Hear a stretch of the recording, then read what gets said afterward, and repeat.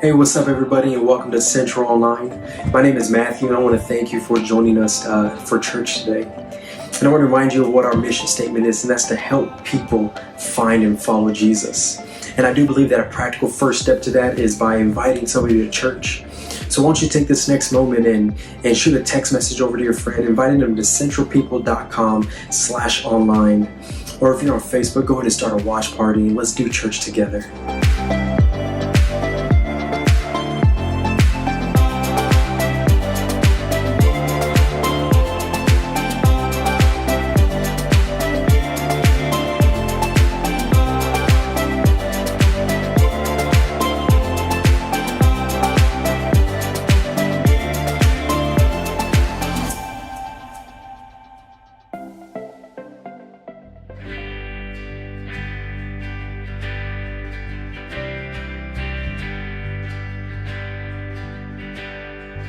I've searched the world,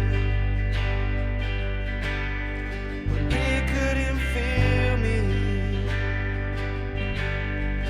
Man's empty praise, treasures that fade, never enough. And you came along and put me back together. Is now satisfied, hearing love. No, there's nothing better than you. There's nothing better than you, Lord. There's nothing, nothing is better than you.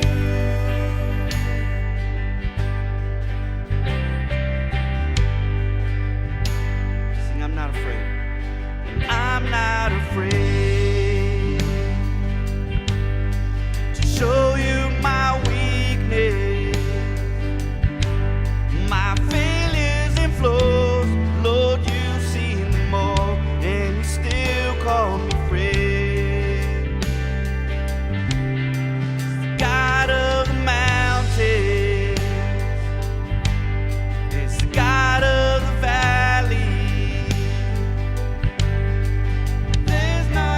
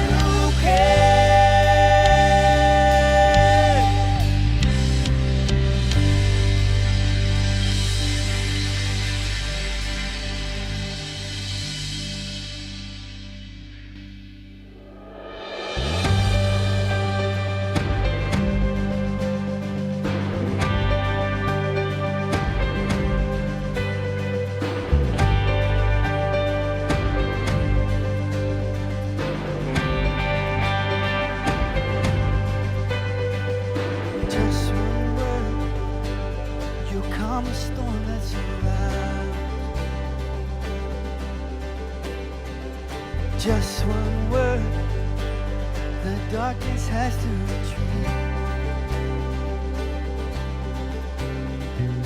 Just one touch, I feel the presence of heaven. Just one touch, my eyes are open to see. My heart can't help but believe. There's nothing that our God can't do. There's not a mountain that He can't move. Oh, praise the name that makes a way. There's nothing that our God can't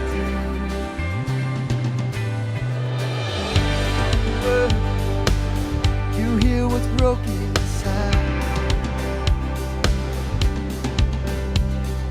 Just one word, you revive every dream. Just one touch, I feel the presence of heaven. Just one touch, my eyes are open to see. My heart can't help but believe. There's nothing that our God can't do. There's not a mountain that He can't move. Oh, praise the name that makes a way. There's nothing that our God can't do. There's nothing that our God can't do. There's not a prison wall He can't break through. Oh, praise the name that makes a way. There's nothing that our heart can't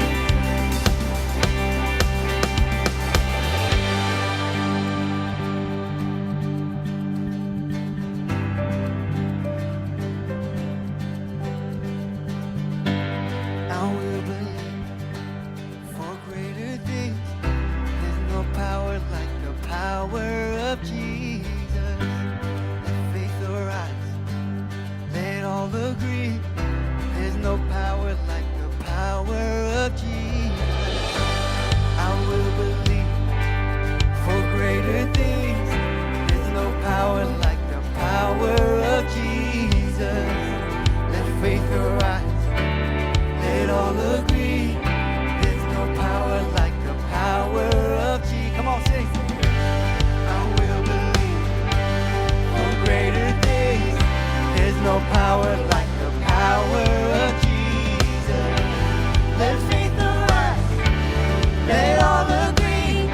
There's no power like His power. There's nothing that our God can't do. There's not a mountain that He can't move. Oh, praise the name that makes a way. There's nothing that our God can't do. There's nothing that our God can't do. There's not a prison wall He can't break through. Oh, praise the name that makes a way. There's nothing that our God can't do. There's nothing that our God can't do. There's not a mountain that He can't move. Oh, praise the name that makes a way.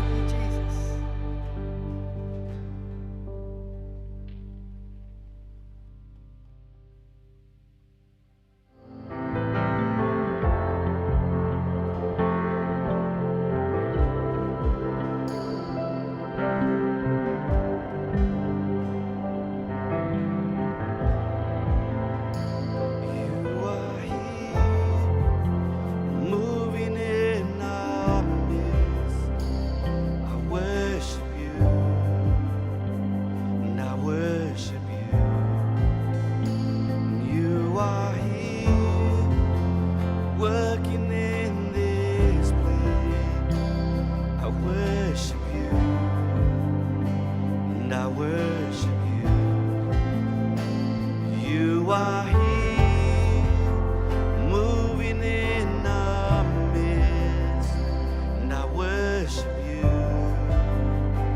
and I worship you. You are here, working in this place, and I worship you, and I worship you. You are waymaker, miracle worker, promise keeper, light in the darkness, my God, that is who you are. Waymaker, miracle worker, promise keeper, light in the darkness, my God, that is who you are. You are here, touching every heart, and I worship you,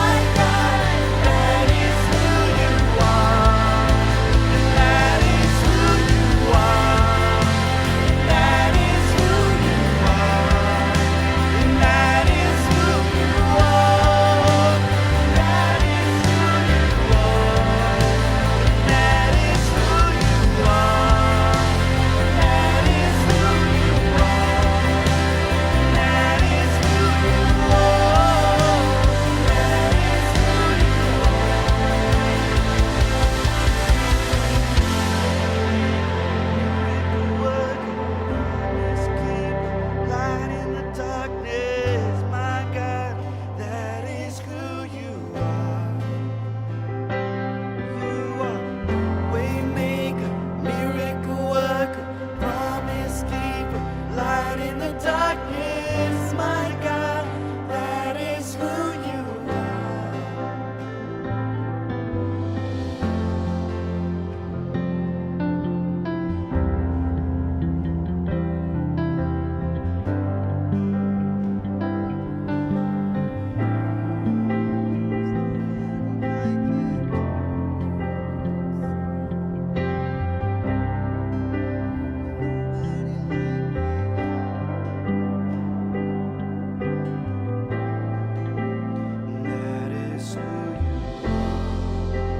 That is who you are. That is who you are. That is who you are. That is who you are. That is who you are. That is who you are. That is who you are. That is who you are.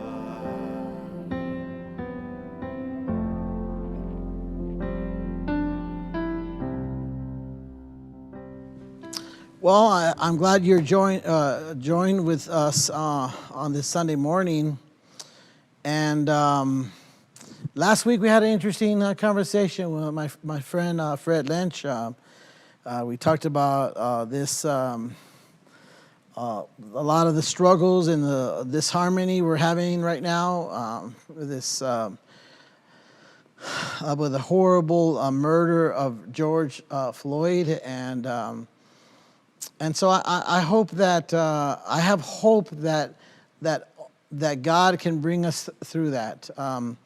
Also, it seems that the numbers of the COVID-19 in these last couple of days kind of picked up here in Dallas. So we're continuing to be praying for that.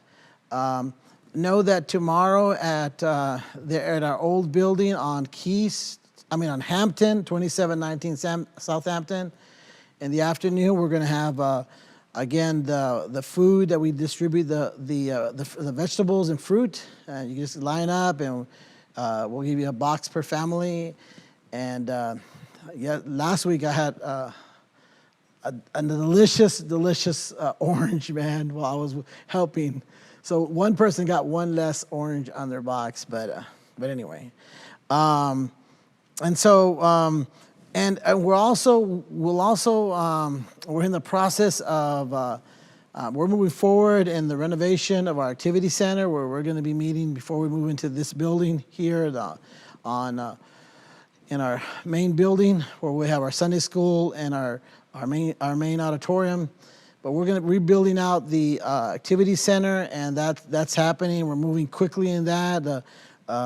We're right now waiting for inspections so we could close all those walls up and sheetrock, and that's going to be something that's going to be that'll happen hopefully this week. So we'll let you know exactly what date we're going to be meeting, our first meeting. But let's not be in a hurry. Let's take our time, and we'll just continue doing this. And if you're a part of a life group, continue going, get in on that Zoom and Zoom it up. And then we have morning prayer here on this property on Saturday mornings. So I think we're going to be doing those prayer meetings a little earlier. And we're joining with the Spanish.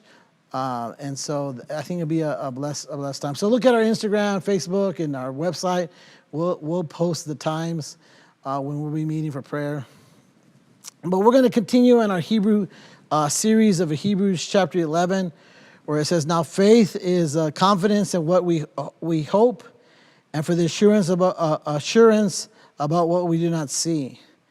And we've been talking about faith, and we've been looking at these characters or people in Hebrews chapter 11, and we've been looking at them and to study their lives and how they had faith. And it's kind of a hall of fame. Where the author of Hebrews mentions them, and God wants us to learn something from each one of their lives. And so we've been looking at different people. We've been talking about faith and how faith is not something we just kind of like have no You don't just, there's no really, we're not talking about blind faith. We're talking about informed faith, faith in a God that we do know about, that we do trust. We know about what he says through the word. We have a testimony of what he's done, and we believe in God because of what he's done and what we read. And it's informed. It's not a blind faith. And so in the chapter we look at, in Hebrews chapter 11, we look at, by faith Abraham obeyed when he was called to go out to a place that he received an inheritance. And so it talks about how by faith by faith Abraham believed God. And here's another passage. By faith, this is Hebrews chapter 11, 17. By faith Abraham, when he was tested, offered up Isaac. And so there's two things here we see about Abraham. He's kind of mentioned twice. By faith, he left where he lived, and by faith, he offered up his son named Isaac. And I think that we'll look at Isaac, we'll look at it out of order. We'll look at Isaac first, and then we'll go back and end real quick with how he left, and I just want to be a blessing to you all. So Genesis chapter 22 says this. It says, after these things, God tested Abraham, and he said to him, Abraham, and he said, here I am. So number one, Abraham said, here I am. Verse 2 said, he said, take your son, your only son Isaac, whom you love, and go to the land of Moriah, and offer him there a burnt offering in one of the mountains in which I will tell you. So, complicated story. God told Abraham, hey, I'm going to give you a son. I'm going to give you a son. He's hecka old, like 75 years old. He tells them that they're going to have to believe God for a son. Him and his wife Sarah start having extra relationship because they have a plan because God's going to give him a baby, and then it's not happening. So she has this weird idea of okay, I need you to have another a baby with this woman here, and he ended up really loving that baby that he had with this other woman, but it was really outside of God's plan. And Sarah, who was her idea, and really didn't like it, and it was drama, and so but God had a plan for Sarah and Abraham.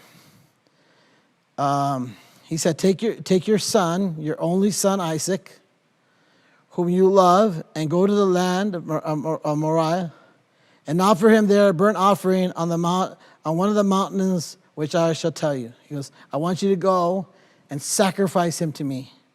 Like literally blood sacrifice, knife through the heart type thing. So Abraham rose early in the morning and saddled his donkey, took two of his young men with him and his son Isaac. And he cut wood for the burnt offering and rose and went to the place where God had told him. Interesting thing here. Abraham at this part of his life was super rich. He was really blessed. And yet he got all the stuff and prepared it himself. He prepared everything himself. He cut the wood. He's super, super old, like 100 years old at this time, right? He's 100 plus years old.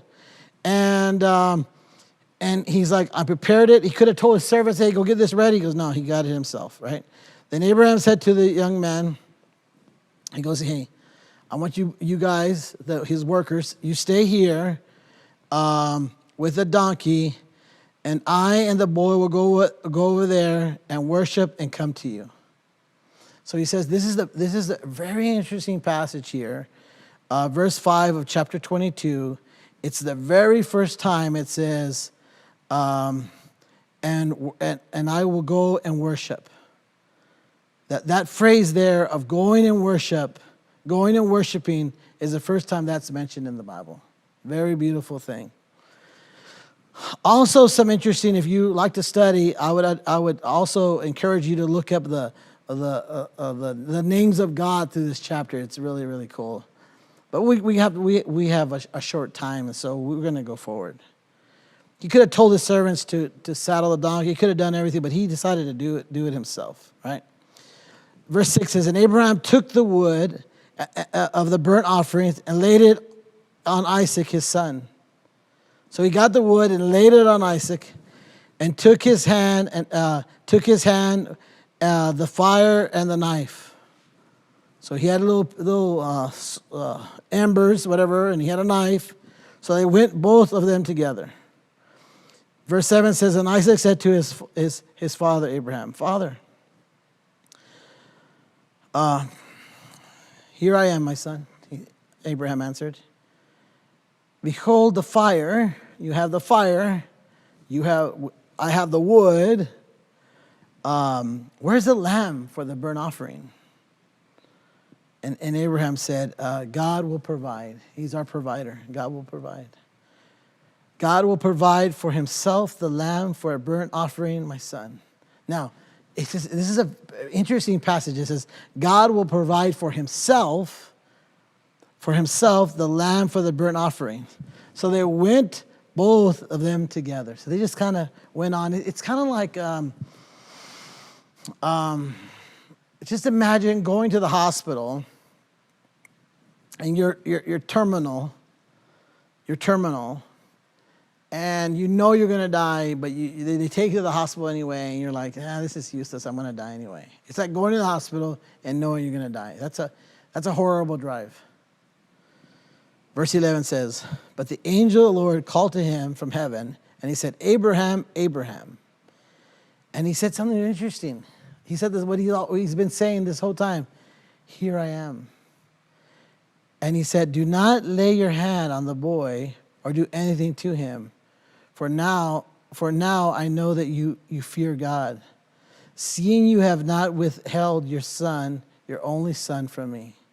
So here's the story. So he gets his son, puts the wood on him, and is about to sacrifice him. Now this is interesting because this is a good almost 30 years after he had Isaac. So it wasn't like, it says boy, my little son, and you see a picture, if you see the children Bible books, it's like, Abraham holding a little boy, and he's like, hey, here's my little mijo. No, man, this is a grown man. And a really old man. And a grown man. And the son is still, he's willing to lay there. I mean, I don't know, man. I told my sons, one day you'll be able to whoop me, but today's not the day. I don't know, man. They're getting big. That day is coming close, right? And so I'm thinking, I think this 30-year-old man could take a 100-year-old man, but he didn't. He offered himself a sacrifice too. So it was not only Abraham, but it was also the son that offered himself a sacrifice. Abraham lifted his eyes and looked, and behold, behind him was a ram caught in the thicket by the horns. And Abraham took the ram, offered it up as burnt offerings, and said of his son. And so Abraham called that place, the Lord will provide. And he said, as it is this day, on the mount of the Lord it shall be provided. So, it's a beautiful story. What do we learn from this story? Well, number one, we learn that Abraham chose to answer God by, I'm here.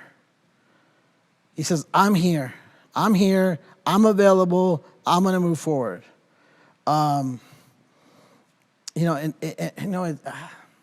This is a powerful passage. How many of us would do this? I mean, he was super rich. He could have said, "No, I'm good, man. I got all my stuff. I'm good. I'm all good." But he says, "No, I know the Lord." This is how he could trust the Lord. And this is what we talk about. What is faith? He knew the Lord well enough to say, God will provide. He knew the Lord well enough to say, God said I was going to be a blessing, that my descendants were going to be like the stars in the sky. He goes, he knew the Lord enough. He had this relationship with God, deep personal relationship with God. He had this relationship with God that was so intimate that he knew it was not just, he went from just knowing, from experiencing something to really knowing. And we could study and we could learn and we could memorize. But man, once you have that experience and you get to know that, man, your faith will really go up.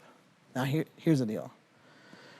He knew God well enough to understand that God was going to provide a substitute, a surrogate, an scapegoat, something that would take the place of his son, to deal with the sin and be able to keep on walking.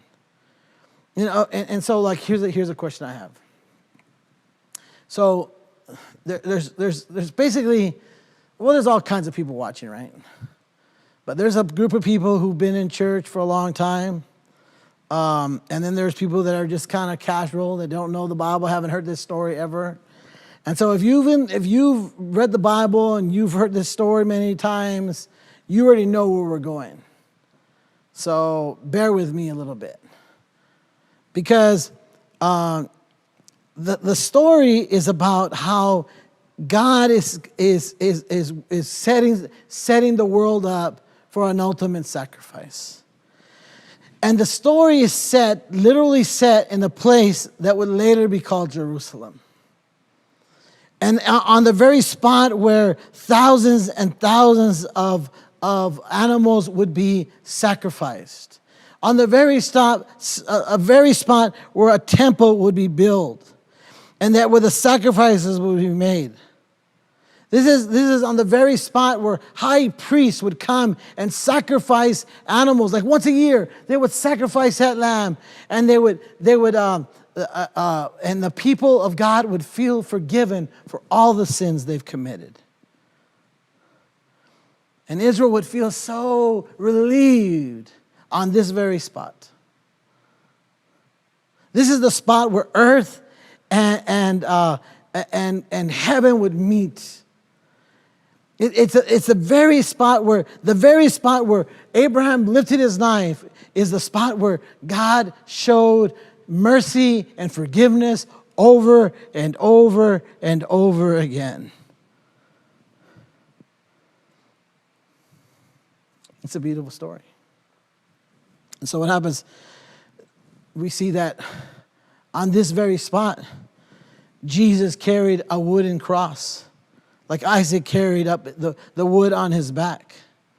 That Isaac went up a hill to this mountain, and Jesus also went up a mountain. On this very spot, we saw Abraham. It says it took him 3 days to get there. And Jesus says, I'll be gone. After I die, I'll be gone for 3 days. And when I get back, get ready.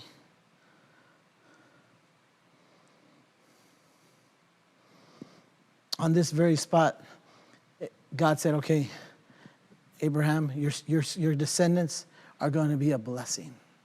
You will be blessed. He says, you will be blessed with many, many, many descendants.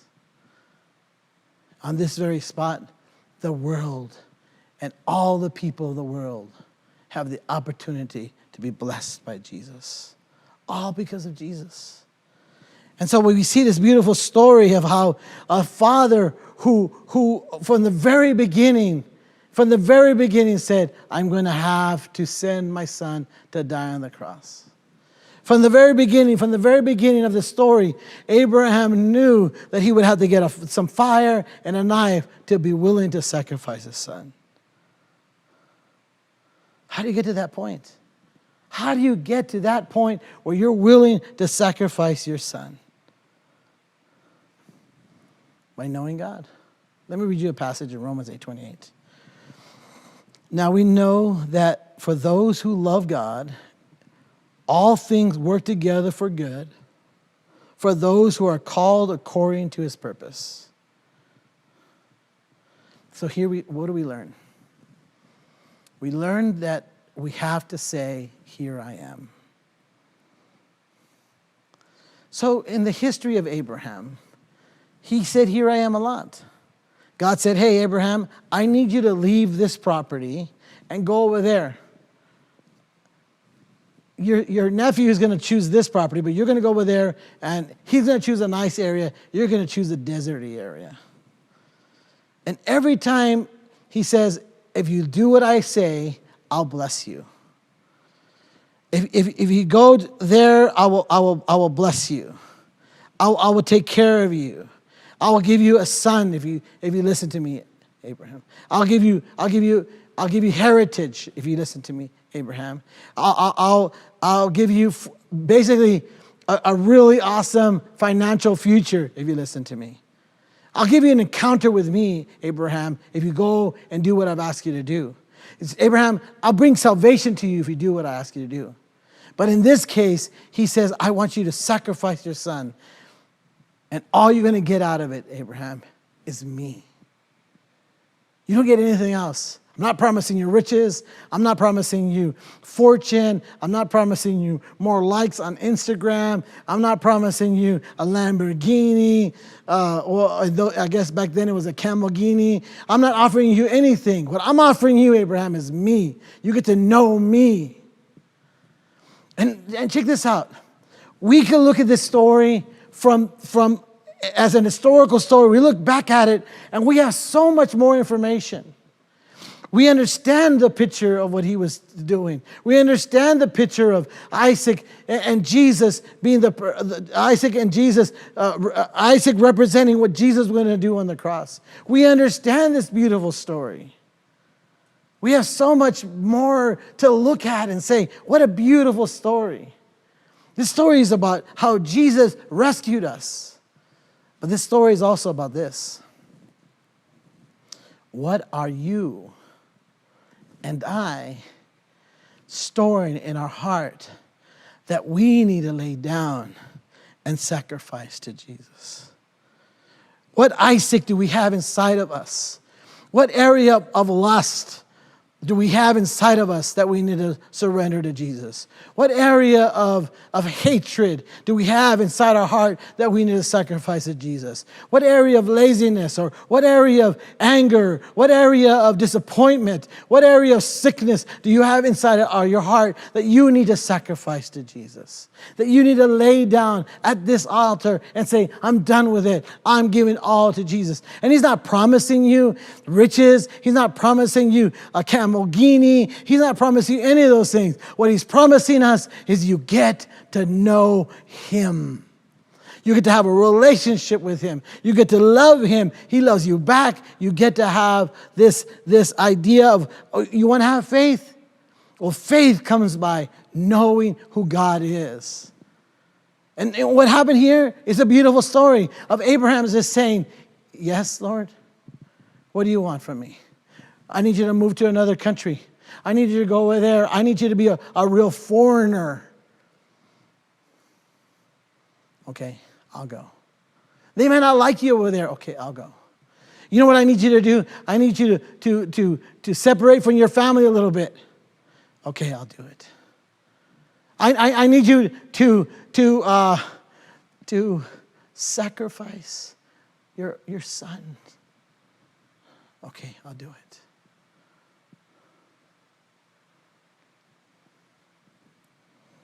So what do we do? What do we do? What do we do? Well, we're going to have to do this, man. We're going to have to do this. We're going to have to do exactly what he's doing here. What in our life do we have to lay down? I mean, think about it. In reality, is church what you're doing right now? Is church about sitting down or maybe laying down in your bed and watching, and maybe flicking back and forth? Is church about going online and giving maybe 7% of your income, or 10%, or 50%? What is it? Is that church? And I'm going to say that I think it's more about, what does God want me to do? What does God want you to do? And if you're not asking him, and you're not talking to him, you're not reading the Bible, you're never going to know him. And when you don't know him, you can't take steps of faith because your faith is weak. So my challenge is clear. It's this. It's will you stand? I mean, will you say yes to him? He said yes to you. He called you out. Will you say yes to him? Man, we're getting geared up here, and I'm going to tell you, there's been giant opposition. Man, oh man, it's been difficult here moving into this building, this spot with, whatever, right? But you know what? God is with us. You know why? He is our provider. And some of you need to join the club. Some of you need to get involved in what we're doing. Some of you need to start praying more. You need to show up here and pray. If you want a social distance, we're going to be outside. We're going to pray outside. I don't know. I don't know what God's telling you. But I know he's telling you something. I know that we can't just sit back and just sit back and watch life go by. Life's too short. There's so much more adventure for us to live. There's so much more for us to do and to experience. There's people that are broken that need hear the message of Jesus. They need to hear the message of Jesus. And right there, if you're there, man, you're sitting there and you're wondering, oh man, I don't know about this message, this Jesus. Let me tell you.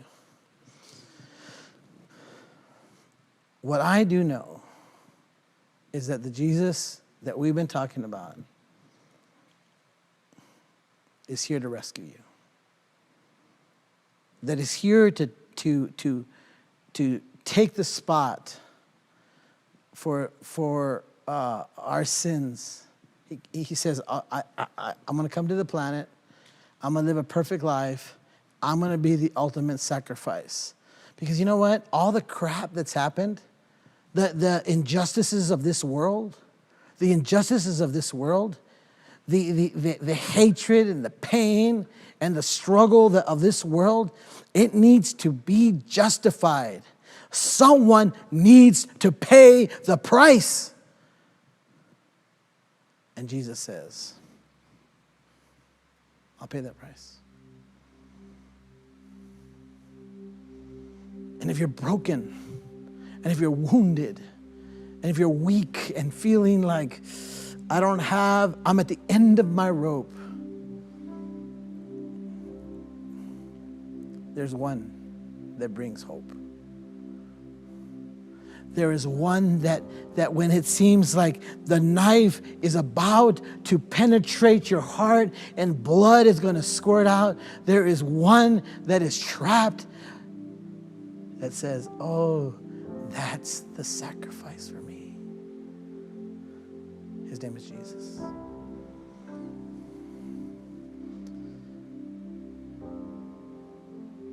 His name is Jesus. And he loves us, and he rescues us, and he cares about us, but he's also asking us to stand for him. And we're going to get ready to have gatherings together. And we need to mobilize our dream team. We need to mobilize the people that have served. And it's time to say, you know what? I've had 2.5 months or 3 months of sleeping in on Sunday. It's time to get up because people need to hear the message. And I need to get out of bed and help my neighbors come and know Jesus Christ. All right, so let's pray. So Lord, I pray for those that have never made a decision to follow you. They've never said yes to you. I pray in the name of Jesus that you would say, right there where you're at, say yes to Jesus. If you're watching online, you could press, you made a decision for Jesus.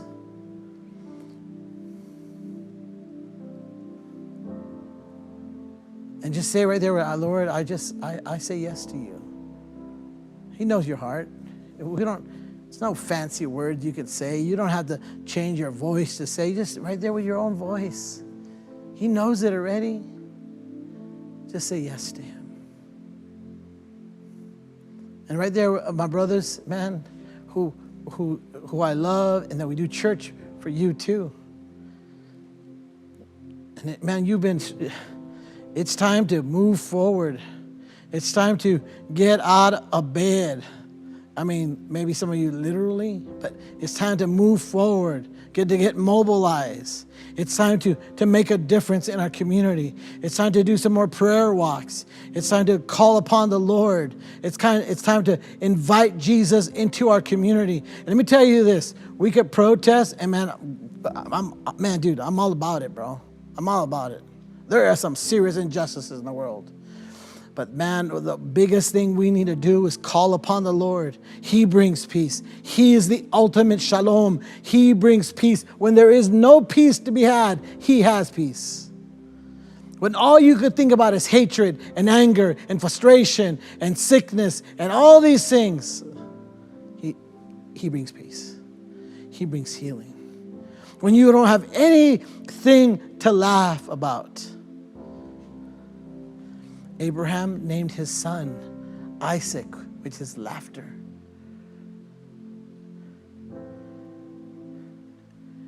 And God says, give me your laughter.